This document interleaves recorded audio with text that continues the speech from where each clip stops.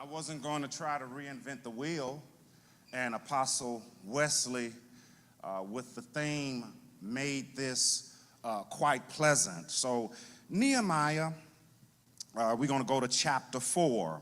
I'm going to read verses 1 through 6 for this teaching. Now when Sanballat, and I read to you from the New Revised Standard Version.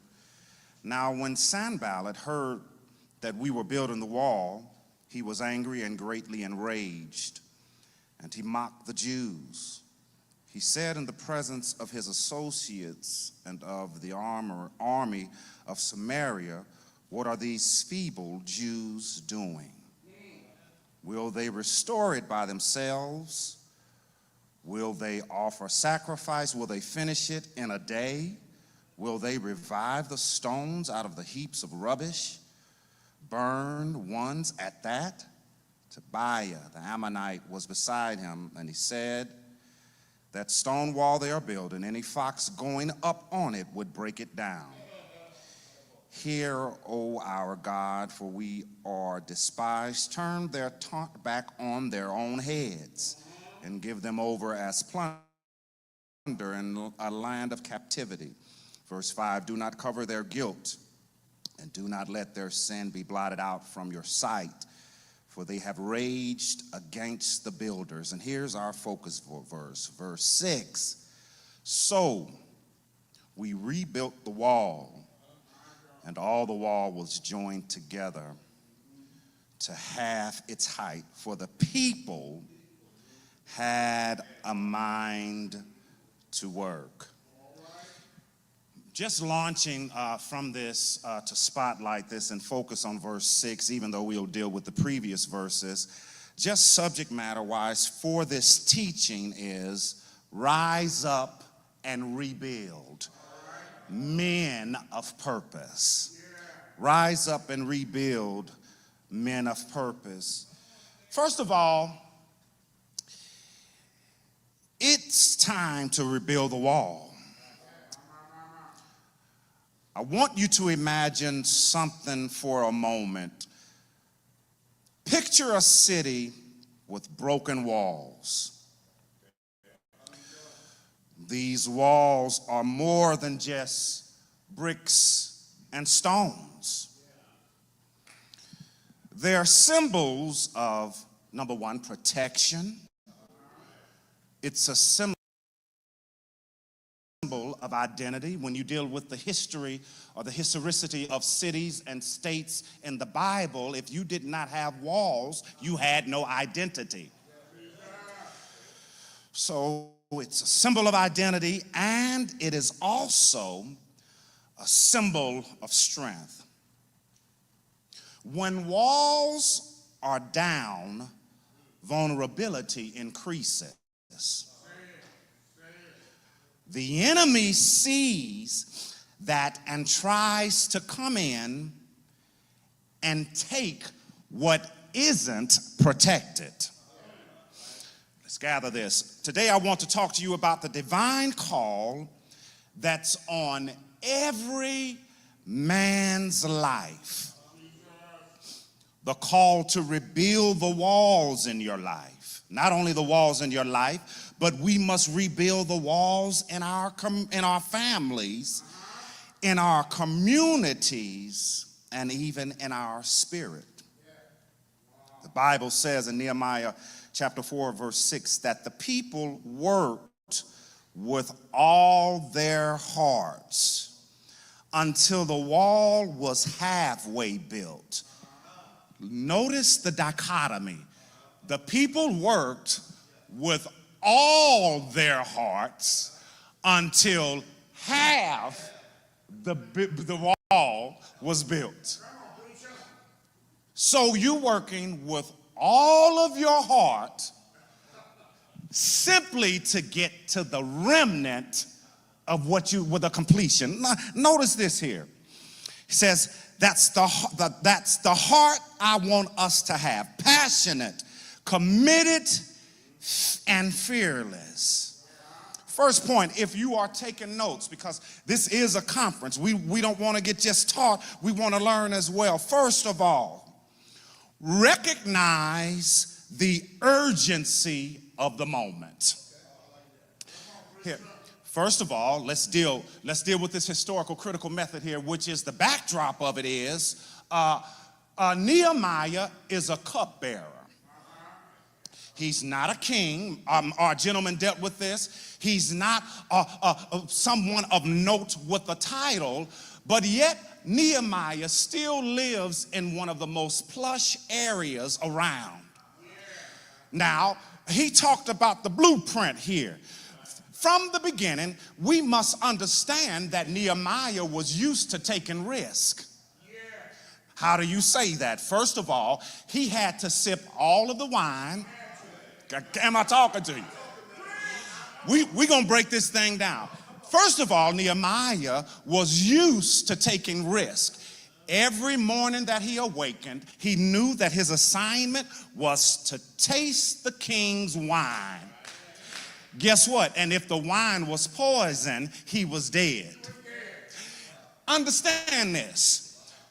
Also, when his brother came to tell him that the wall was down and that there, notice it says there in the text, the Bible is full of words and every word is there for a meaning. He said the walls and the gates. And the gates. Sometimes we have repairing of the walls, but we leave gates open in our lives. All right. So, we must recognize the urgency of the moment. Here it is, Nehemiah is here. He finds out from his brother that the walls are down and the gates. I'm telling you this, look at the background of this. He goes in front of King Artaxerxes. He's sad and he's crying. Let's deal with history now. If you go in front of the king of Persia and you are sad, the king is to immediately assume that you are angry with him and not happy to be in his presence. Let's deal with this history here. So this man not only is used to taking risk, he goes in the presence of the king Artaxerxes, crying and sad, but the king does not kill him. The king asks him what's wrong. Goes back to the integrity and the trust. When the king trusts you, he will abort the punishment that was designed for you in his presence. So here we go. There's a reason when Isaiah says, in the year that King Uzziah died, I saw the Lord. You do understand that Uzziah was his cousin, so when he was going through things, he didn't have to go to God. He immediately went to the king. So that's why Isaiah said, in the year that King Uzziah died, I saw the Lord, because Uzziah is dead. I can't go to him no more. I got to go to God. All right. Says, when Nehemiah heard about Jerusalem's broken walls, his heart was stirred. He didn't look away or dismiss it. He saw it for what it was. It was a sign that the paradigm shift was needed. There are broken walls all around us. For some of us, it's the brokenness in our own lives. Can we deal about it? It's struggling with addictions, broken relationships, or lost purposes. I'm not here to confuse you this morning. You cannot build a wall, rebuild anybody's wall until you look at the man in the mirror first. You cannot lead yourself, you cannot lead people until you address the issue that's inside of you. I'm not an advocate of fake it till you make it. That's why, and my background is psychology. And Carl Jung has a theory called shadow theory. Shadow theory says when you leave the house, you put on what is called the persona. Persona literally means mask. So when you step out of the house, Carl Jung says you represent what you want people to view you as. He says you navigate life with your persona on, but then when you get home, you take the mask off and you are dealing with the shadow of who you are. The problem that we face is we haven't set, let me talk about me. Melvin finally had to sit myself down 4 years ago and deal with the trauma of my father's death on January 2nd, 1987, because I had been holding on to it for all of those years.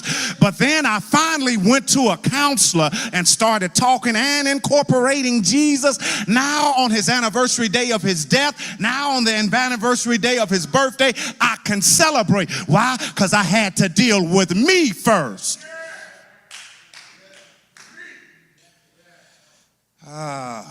For others, it's the brokenness in our communities or the violence. Because guess what? We also have to deal with the community as well.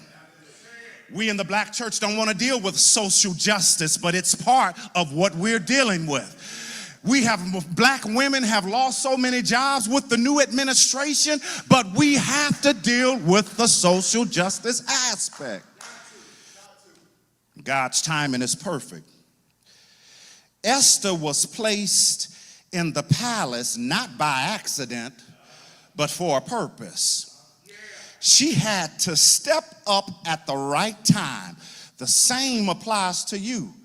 Your now is not a mistake, it's divine. When you see brokenness, don't ignore it.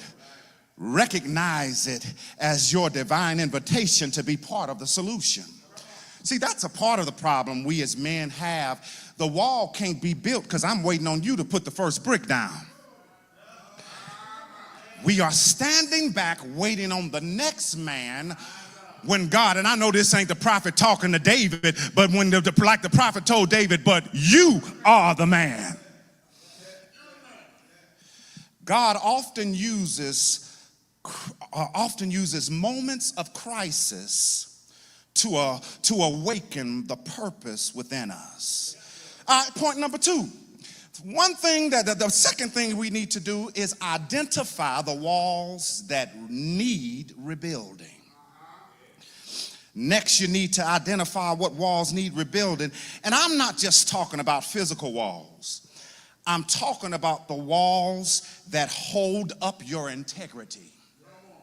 I'm talking about the walls that hold up your faith, the walls that hold up your family, and the walls that hold up your community. Think about your personal life. Are your walls of discipline, prayer, and integrity strong, or are they cracked and vulnerable? If we're honest, all of us have areas that need repair. Oh, can I talk about this? And we're all black men up in here. Then there are the walls of your family. Are you leading your wife and children spiritually? Are you creating an environment of love, safety, and spiritual growth? Or are your walls weak and vulnerable to the enemy's attack? Remember in Joshua 24, verse 15, he says, Joshua challenged the people of Israel to choose whom they would serve. Leadership begins with your personal walls. If you want to rebuild your community, it starts with rebuilding your own life. I want you to ask yourself, what walls do I need to be rebuilt in my life? Because you gotta, first of all, recognize the urgency. Second of all, you have to identify it. Thirdly, you must work with all your heart, but be ready to battle. Boy, I like these folks here. As they were building the wall, you know how you pass by some workers that are manual laborers and they take their break and they got all their lunch pails and they eating.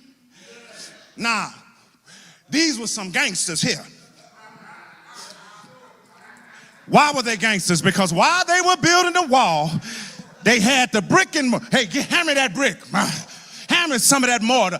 But they had that iron in the other hand. So just in case you want to mess with me, I'm building, but I'll kill you too. We have to understand that as men, not only do we build, but we are protectors as well. Just like these people, they got real. They just didn't rebuild with their hands. They worked with all their hearts, but they also kept a weapon in the other hand. They understood that rebuilding isn't just about laying bricks. It's spiritual warfare.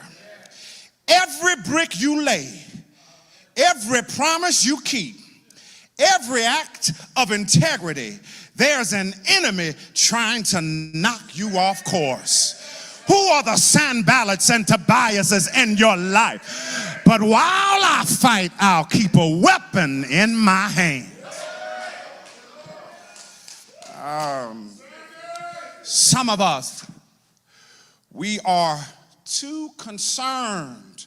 We cannot build the walls or rebuild the wall because we're too concerned about what we used to be. Instead of looking in the mirror and seeing the urgency, we're looking in the mirror and seeing our imperfections. Let me take you back to the cross. Can we go back to the cross? You all remember that, let's go there. Y'all remember that soldier that pierced him in his side? We don't talk about what happened to him after the fact. He's just left as the soldier that pierced him in his side. Now, when I tell you this, don't just take my word. Go and do your research and all of that stuff. But there's a life after what people view you as. Come on, talk about it, Melvin. Longinus, after piercing Jesus in the side, breaking his legs, all of that stuff, making sure that he was dead. Longinus, and you got to read it in the Coptic Gospels, in the original text. You have to read it in the Talmud and the Torah. You have to read it in the original text. After he pierces Jesus in the side, this man becomes one of the greatest evangelists for Jesus Christ. His name is actually Longinus, Longinus. This man not only goes on to promulgate and talk about the gospel of Jesus, he saves just as many souls as the other apostles and other folk did. Guess what? Longinus dies a martyr. And when he's about to die, guess what his last words are? And he got it from on the cross. When the folks said, man, you saving too many souls, we gotta kill you. And when he's about to be killed, he says, Father, I commit my spirit into your hands. Where did he get it from? Because where he used to be was the man that speared Jesus. But now, do you realize that he's an actual saint in the Catholic Church called Saint Longinus? And there's a statue of him in the Vatican. But we just left him at the cross, piercing Jesus. But Longinus said, nah, that same blood that spewed out of his side, I went on, because the documentation shows that Longinus went to touch people and they would start being healed. So don't be traumatized by what you used to be, because you understand where God needs you in the now. So next point, expect opposition and stay resilient. Now, in this walk, it's not going to always be easy. You've got to expect opposition, but you've got to stay resilient. Now, resilient means when the opposition comes, that don't become a coward and run. Just like these people that had, they were rebuilding the wall and had a weapon in their hand, you understand that they mocked and threatened him and his workers. They tried to scare the people into stopping the work. And here's the truth. When you decide to rebuild, expect opposition. It's part of the process. Sometimes opposition comes in the form of discouragement. Sometimes it's spiritual attacks. Other times it's people trying to pull you away from your purpose. Let me tell you this, where you feel you are weak, God has designed you just what he needs so you can become the winner. Let me tell you, let me give you this anecdote. There was a 12-year-old boy who got into a bad car accident, and he lost his left arm. But this one day, Apostle Wesley, this young boy goes to his parents and says, Mom and Dad, I want to do karate. They're like, son, you only have one arm. He says, but I still want to do karate. So he goes, him in karate. Mind you, this is his weakness. Remember, I told y'all where you think you're weak, it's just where God needs you to be so you can win. You remember that, right? So he goes, and the sensei is only teaching this 12-year-old one move. Weeks pass by, Apostle Wesley. He's going to the sensei saying, man, sensei, are you only teaching me one move? Sensei says, keep mastering it. So now he's training. They go into a tournament. It's a big tournament. The first match, the young man with one arm, he wins. He wins. The second match, the young man with the left arm off with the only right arm, he wins. Now he gets to the championship. And the person that he's fighting against is whooping his tail. But then he comes to the sensei. Sensei says, I can't beat him. Sensei says, keep making that one move. The young man ends up winning. But on the way home, he says, Sensei, tell me why you've only taught me one move. He says, he only taught me one. He says, son, you why? He said, I taught you that one move because it's one of the toughest moves in karate. And the only way to stop that move is for your opponent to grab your left arm.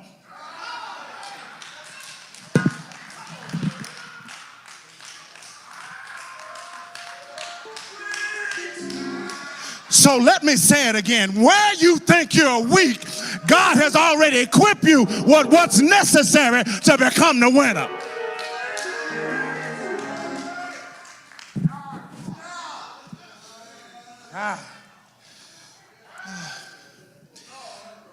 Opposition is not a sign to stop.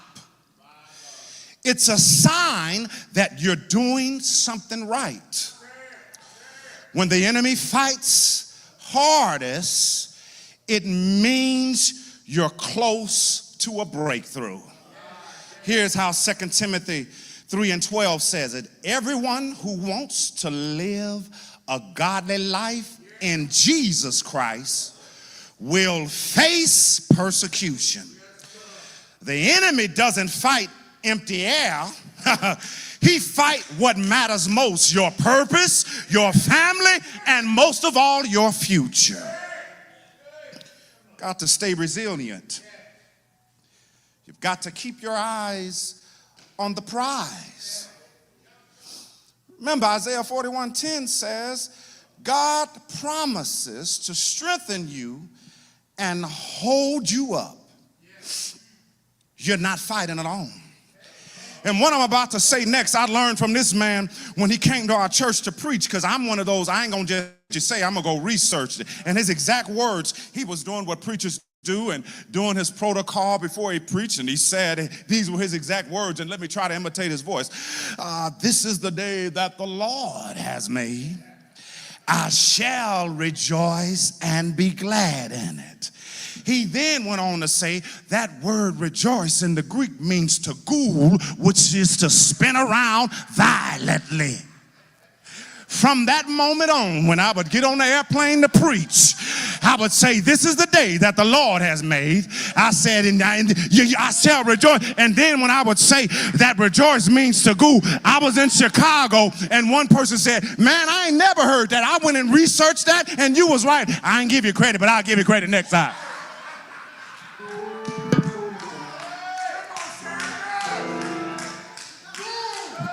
I learned it from him when he was guest preaching.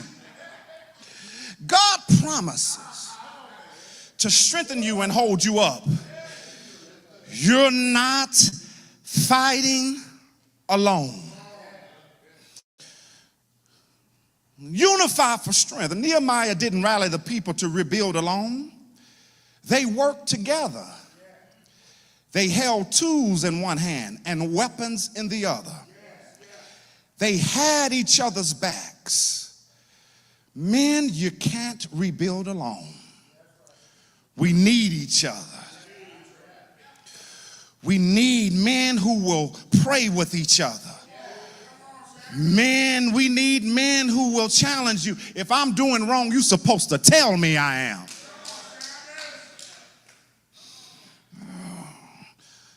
We need those men who will uplift you and stand with you. Ecclesiastes chapter 4, verses 9 through 12 reads like this. It reminds us that two are better than one because they can keep each other warm and withstand difficulties. Proverbs 27:17 says, as iron sharpens iron, so one man sharpens another.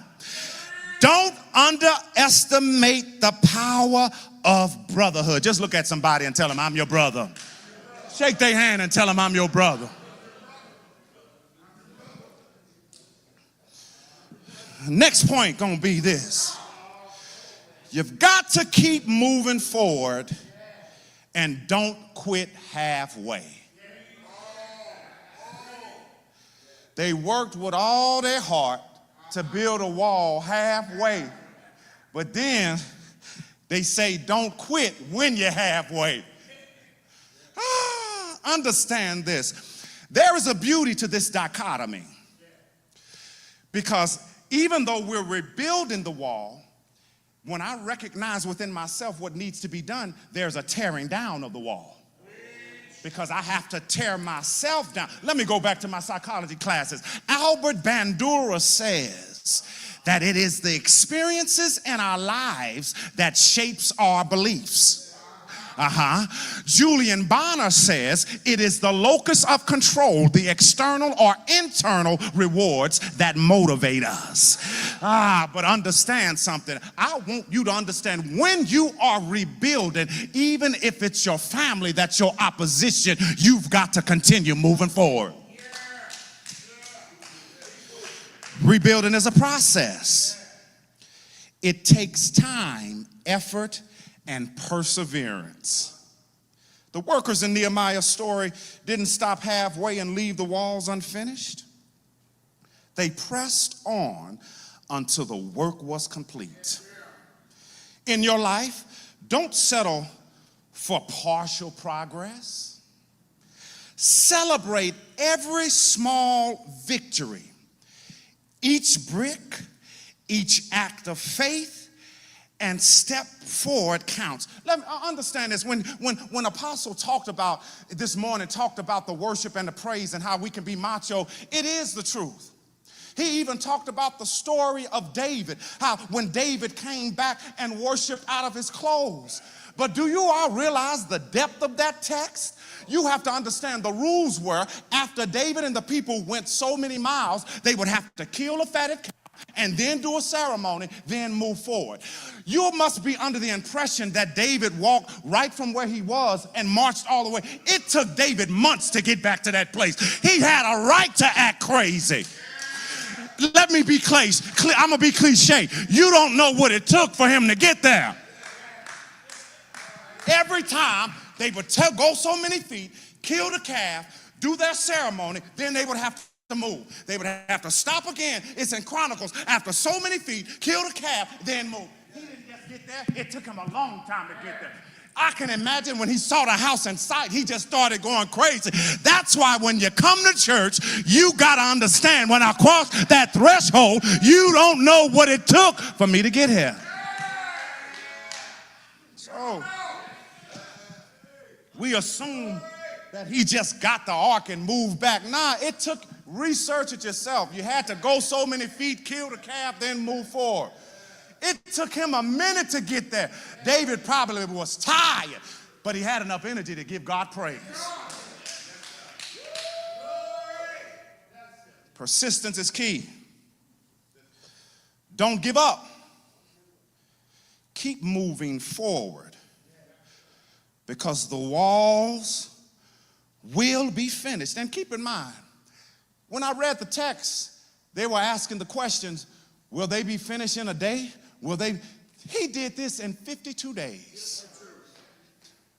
I don't know, when you hear Ezra standing on the back reading scripture, I want to know, Ezra, were you at least helping with the wall? Ezra, once the church was finished, yeah.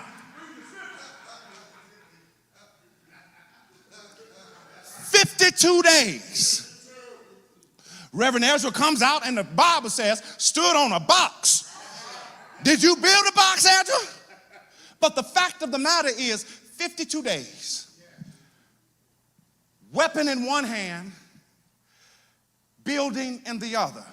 What does that say in layman's terms? We have to be able to multitask as black men. We got to be able to multitask family. We got to be able to multitask church. And like my man said, finances. Let me tell you, I'm 50, just turned 50 in December of 25. It was at the age of 46 that I truly started understanding fiscal responsibility. Do you understand? Debt is something that can destroy your peace. All right? Let me tell you, and I'll talk about me. Melvin went through bankruptcy many years ago, because I was a young person that mismanaged money and would run credit cards up. But when you get to a life and you understand how when them debts, life feels good when you ain't pressured by debts. So this ain't about me. How do I rebuild the wall? I don't care what age you are, start dealing with your finances right now. Let me tell you, got so good to me, my finance, I called one of my teammates, my former college football teammates, Billy Williams is his name, Caucasian guy, lives in Alabama. I said, man, look, I need you to tell me what can I do for my daughter right now. I know she got my insurances when I die. I said, what can I do? He told me something about an UTMA, and it goes to her when she changes 18. Guess what? 2 weeks ago, I told my daughter, I said, Malia, I want to let you know, I've been holding this a secret, but you literally have an investment portfolio already, and it's been 2 years, but it goes to you at 18. She sat up and said, huh, Daddy? I said, yes, but it goes over to you at 18. And that's where I started talking to her about what to do once it hands over to her. Now we talking about legacy. Now we talking, because let me tell you, my child is supposed to have it better than I did, and this is why, because of the structure that I give. So let's talk about this even financially. My man said it, and I want to get your information before I leave. God said that we should be prosperous and in good health. January 26th of this year, made a right on Old Hammond in Baton Rouge, and my old 2011 Dodge Ram said, it is finished. Do you realize all the years of savings that I've been putting in? Because I literally would still take the truck note and put it in a special account, because I learned that discipline. So when I say that, I wasn't worried. 10 years ago, it would have stressed me. I literally called my mom. I know I'm 50. My mama, I love her to death. 86, she's still a woman of wisdom. I said, Mom, I think we actually get to choose whether something is a test, trial, or just life. She paused for a minute. She said, son, you know what? I agree with you on this one. She said, because regardless of how things end up, whether you repair it or not, she said, you're fiscally responsible, you got good credit. She said, that ain't no test, that's just life.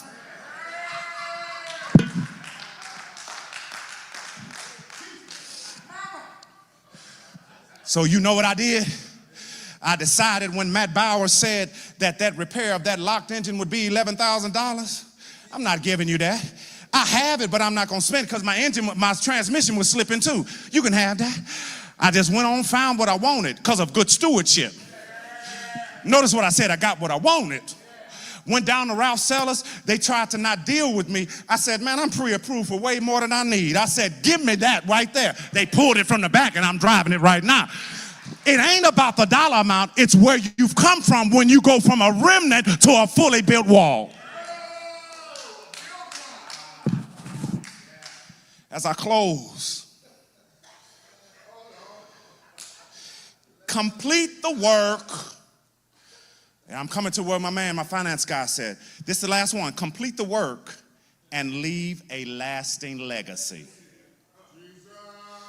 Finally, Nehemiah's leadership led to the complete rebuilding of the walls. The city was protected and hope was restored. Man, your purpose isn't just about today. It's about tomorrow. About the next generation, about leaving a legacy of strength, faith, and resilience. I see some young men in here. That's the future. So what do we live? Let me tell you something. We can say what we want to out of our mouths, but there's a poem called Lived Your Creed, and it starts out, I'd rather see a sermon than to hear one any day. I'd rather one walk with me than just to show the way. What are you talking about? We got to live what we're talking about. So as I close, complete the work, complete the mission. Don't do it half-hearted, and understand you can go from remnant to rebuilt. I'm going to say that again as I close. Complete the work and leave a lasting legacy, and remember you can and will go from the remnant to the rebuilt. God bless you. God bless you.